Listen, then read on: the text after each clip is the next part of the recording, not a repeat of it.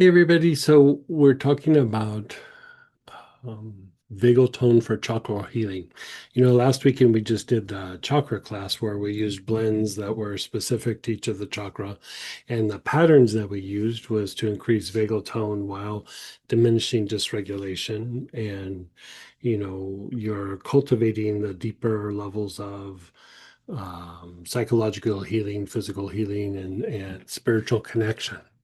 Here, like with this idea of vagal tone for chakra healing, we're coming at it from the other side of the fence.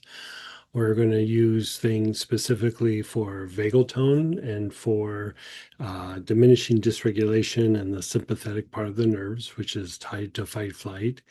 And by treating both of those at the same time in targeted areas, be it that it's specifically on a chakra, but also on some of our anatomy and physiology at the same time, we can improve how our energy body functions.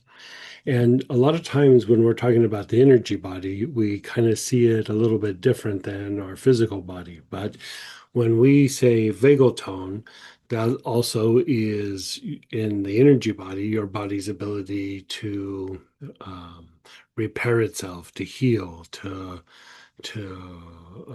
connect to the soul, to connect a life force, to distribute life force throughout the body, to process that energy and utilize it for gasoline to make the body get better faster, right? And then when we talk about dysregulation, really what we're talking about is energetic blockages or negative energy or contamination or, gunk from other people, and whatever that might be, that is dysregulation.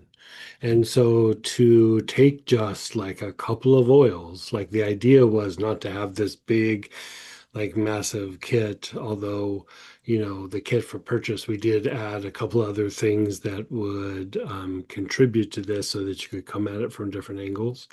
But ideally, you could take something for vagal tone and something for dysregulation and begin targeting areas in the body and chakras to make your energy body function better and make your body heal faster, including the emotions and the mind.